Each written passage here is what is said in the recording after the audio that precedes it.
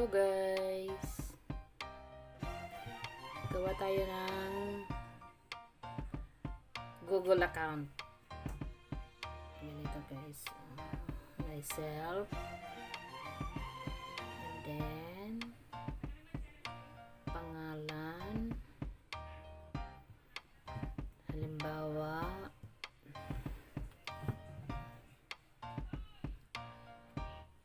ito.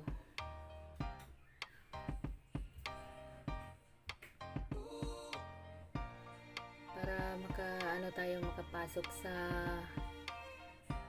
Play Store guys. Ayan. Tapos birthday.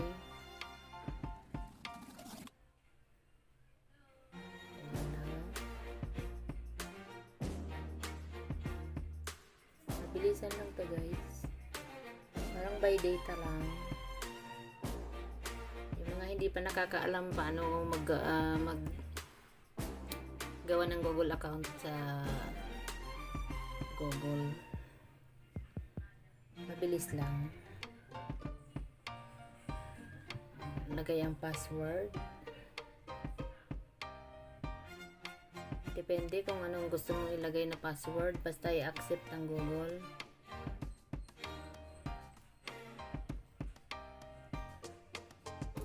Wait lang guys. Secret ko yung password niya. Yan na guys. Nailagay ko na yung password. Next mo lang. O, hindi siya in-accept. Ngayon ulitin natin. Para makapasok. Yan guys. Na-accept na siya yung password. Basta diskarte mo na lang kung anong lalagay mong password. Hindi yung kung birthday, pangalan, pwedeng birthday at saka pangalan pagdugtungin mo. At huwag mo kakalimutan kasi yan na yung life mo na gagamitin kahit saan ka mag-login sa Google account. Tapos i-yes mo lang. And then ayan na siya, lumabas na. And then yan, scroll mo lang, agree.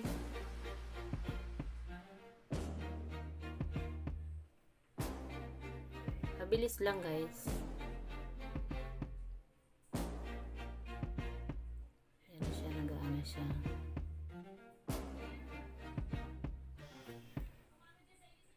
Ayan na.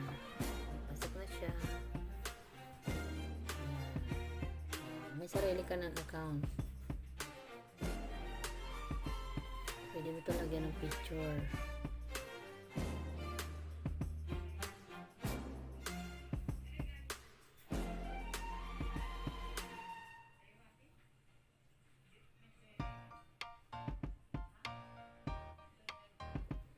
Kung ayaw mo naman lagyan, ganyan lang siya.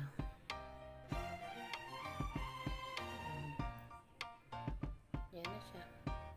Tapos type mo yung YouTube.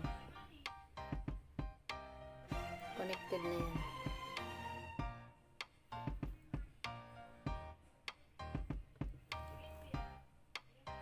Ayan na. YouTube. Ganun lang kadali. Play na agad.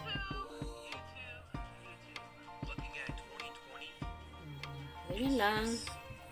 Ganyan lang siya guys. So, then, back natin. Punta tayo sa Play Store. Ito.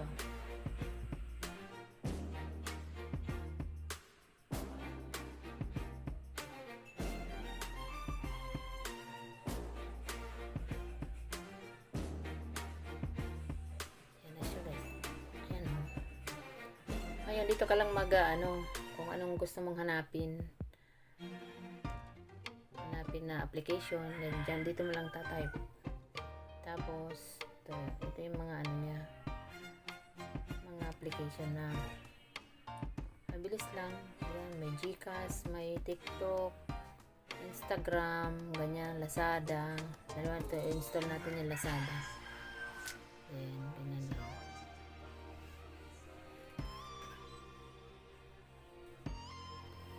Mabilis lang guys.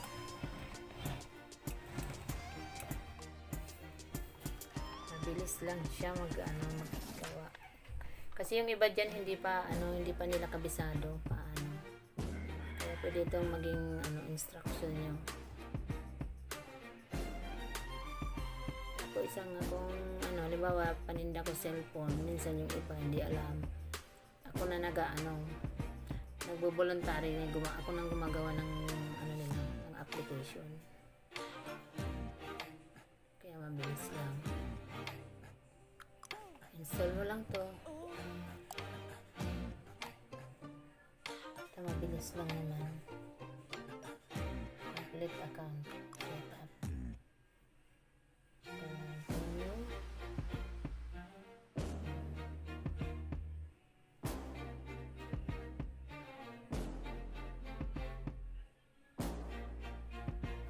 Wait lang. Lumalabas yung skip.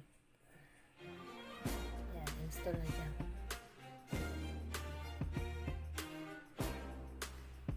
Yan lang. Madali lang to. Halimbawa kagaya niya naka-install ka ng mga application. Ngayon, yun na yung gagamitin mong email mo sa mga transaction sa Lazada, gusto mo mag-order, or sa Shopee. Tapos sa mga ibang games application, yun may email na hinihingi, yun ang mo. Ilalagay yung ginawa mong Google account. Kaya wag mong kakalimutan, tandaan mo yung email mo at saka yung password. Importante. Para hindi ka papalit-palit ng email. Ganun lang kasimple guys. Ayan na, install na siya. Pwede na tayo mag-order ng Lazada.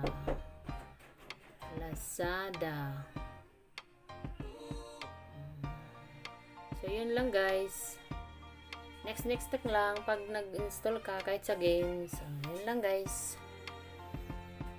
Malaking bagay ito. Hindi mo na kailangan magbayad ka sa technician or pa-install ka, magbabayad ka pa. Ito mas maganda yung sariling sikap. Kaya hanggat maaari manood kayo ng mga tutorial sa YouTube para yung kaalaman na napapanood nyo sa YouTube may share sa inyo. Yan lang. Malaking bagay. Skip. Yan.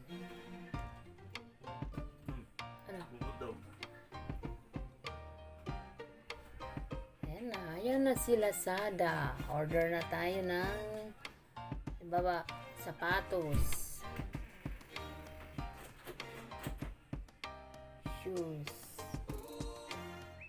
Shoes for men. Ayan na siya. Pili ka dyan. Pili ka dyan. Pili ka dyan. Pili ka dyan. Ayan lang. Tapos ayan na. Ngayon, pag mayroon ka na napiling na order dito, connect mo na. Lahat ng i-connect mo siya hanggang doon sa